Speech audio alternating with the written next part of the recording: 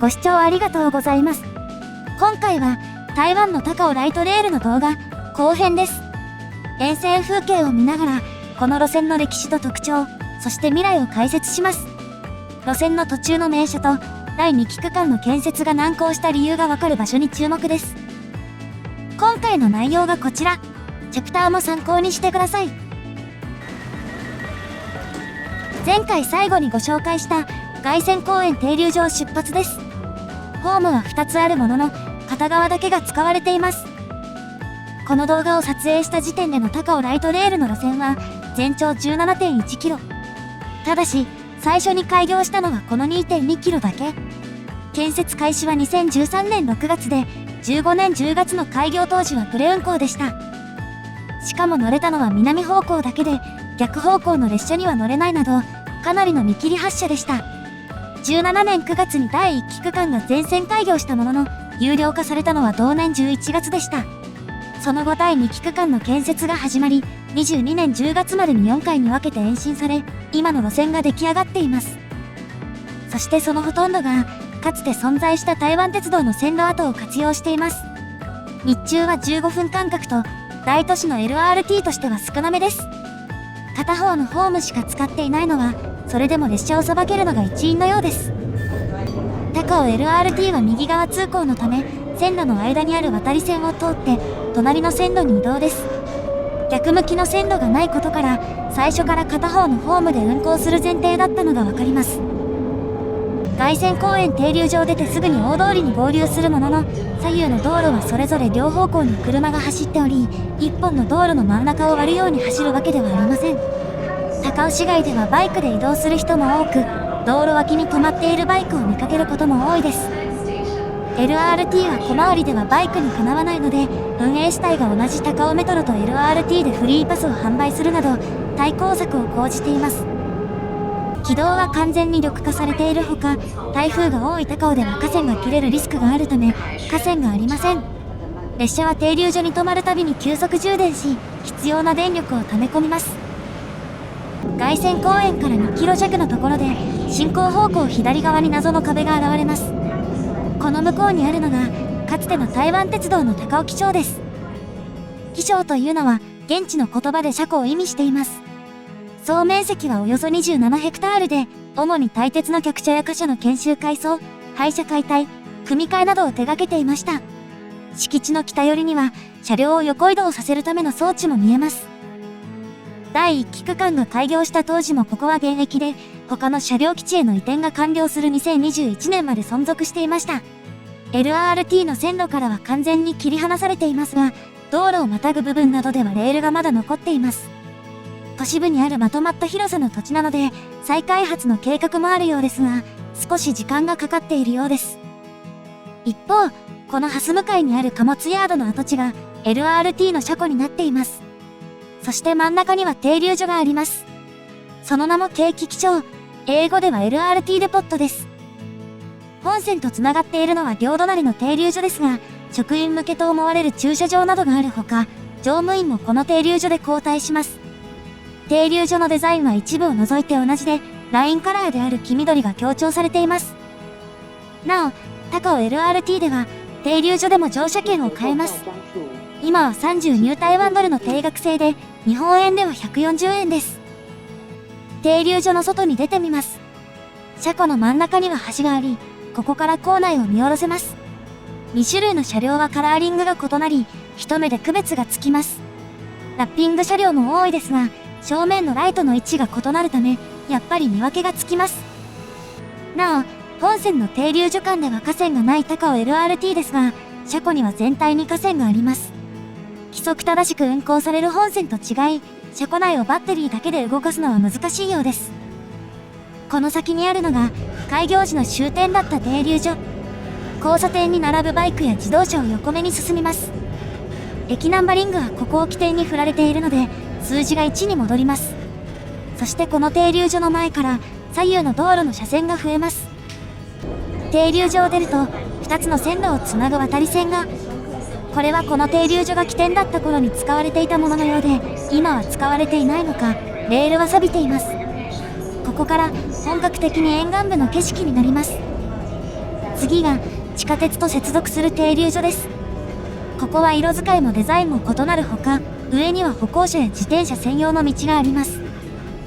観光客の利用が見込めるため早めに建設が始まった区間で、実際車内はかなり混んできましたが、沿線の開発はまだ途中のようで、線路の脇にも空き地が広がっています。軌道は90度向きを変えます。この緩いカーブも台湾鉄道の線路跡を活用したものです。一方、次の停留所で多くの乗客が入れ替わります。ホームの幅が特に広いわけではないらしく、接触しそうなのが怖いですね。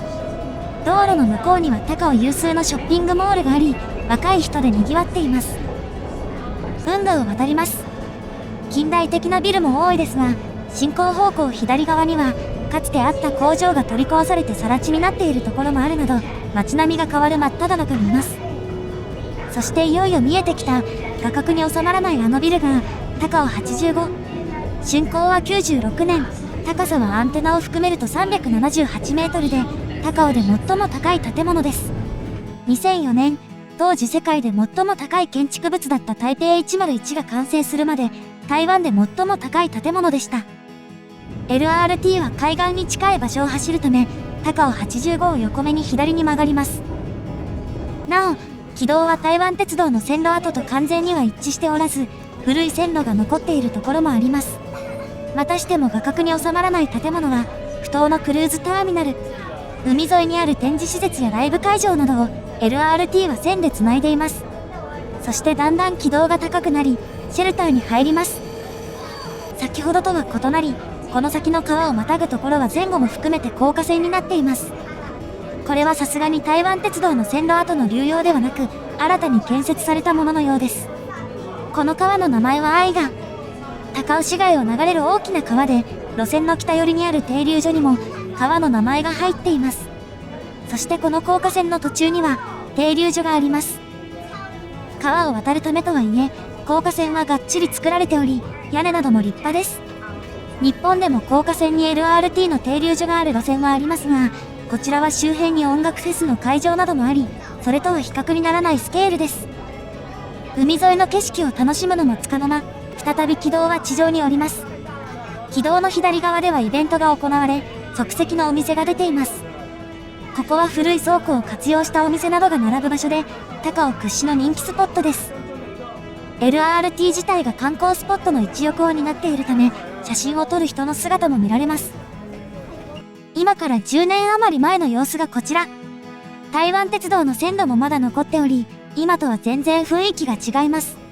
LRT の整備と合わせて進んだ街づくりの威力がわかりますね。軌道はこの先で、左と右へ小刻みに進路を変えます。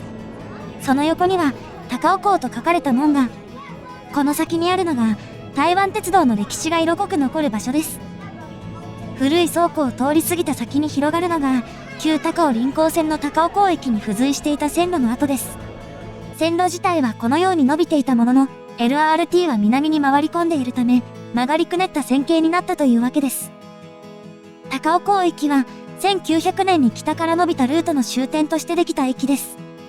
1920年に高尾駅に改称され、高尾の主要駅となったものの、1941年に今の高尾駅ができたことで、高尾港駅に改称されました。その後旅客輸送がなくなり、貨物輸送の需要も低迷。高尾周辺の台湾鉄道の線路を地下化するのに伴い、2008年に廃止されました。こちらは再開発の対象になることもなく、辺り一帯が公園として賑わっています。LRT が南に回り込んでいるのは、公園の真ん中を横切らないようにするのも目的のようです。なお、この停留所名は、付近の地名を使ったものです。ここでは地下鉄と接続しており、乗降客も多いため、常駐しているらしき警備員の姿も見えます。高尾 LRT は全てのドアから乗り降りできるため、安全確保のほか、不正乗車対策も大事な役目です。そして高尾港駅の駅舎は資料館になっており、かつての台湾鉄道の路線図もあります。沿岸部の路線ということで多数の引き込み線があり、LRT よりも路線自体は長いです。それでも愛川を渡るルートなどは今と同じで、台湾鉄道の線路跡を生かしているのがわかります。先へと行きましょう。保存されているのは線路や駅舎だけでなく、線路を越えていた橋も丸ごと残っています。一方、海沿いから離れるため観光客は減り、車内の混雑も和らぎます。そして線路脇には民家が並ぶなど、沿線の景色も変わります。列車の進行方向を右に分岐するのが、先ほどの図にも映っていた、かつて存在したデルタ線の一角です。こちらは比較的早い時期に廃止されましたが、三角形のもう一辺に当たる部分の跡地は、綺麗に整備されています。これは、この部分が台湾鉄道の本線で、地下化に合わせて遊歩道として整備されたからです。この先も同じでゆったりしたスペースが広がっているほか、LRT の車両を止め置く線路もあります。次の美術館駅は、台湾鉄道の地下化に合わせて新設された駅です。他にも似たような駅が複数あり、高尾周辺の利便性が上がっています。一方、台湾鉄道の線路跡を活用した区間はここまでです。台湾鉄道はそのまま北へ進むのに対し、LRT は90度カーブで東に進みます。そしてこの次の停留所にご注目。キノコのような屋根はこの次の停留所も同じで、似たようなデザインの停留所が続きます。停留所名の看板も古いバス停のような作りで、時刻表もあえてレトロ調、下には猫のイラストがあります。これは美術館のある土地柄を反映したもので、2つの停留所の間では木々のトンネルを通るなど、他の区間とは雰囲気が違います。SNS 映えも狙えるからか、写真や動画を撮る人も見られます。この次の停留所から、さらに様子が変わります。隣の軌道が近づいてきます。そう、ここから隣の停留所まで、途中が単線になっているのです。これは、台湾鉄道の線路跡を利用した他の多くの区間と異なり、既存の市街地の道路に軌道を敷いたのが原因です。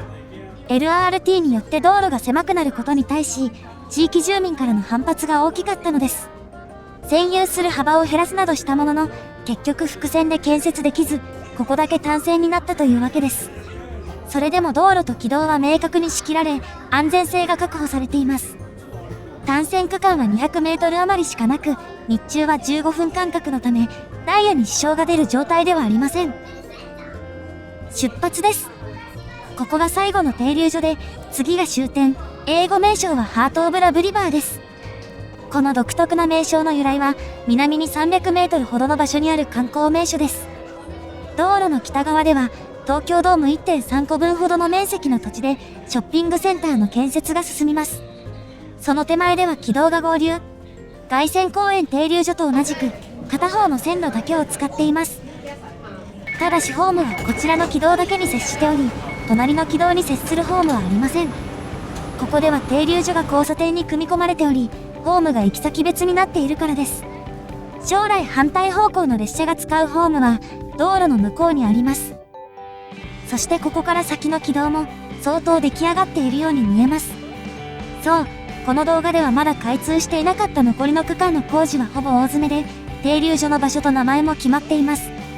別の停留所の看板にあった路線図は全線開業後のものになっており、シールで補足している状態。昨年暮れから順調に試運転が進み、今年1月にはプレ運行も始まっています。紆余曲折の末に全線開業した高尾ライトレール、今後に期待です。ご視聴ありがとうございました。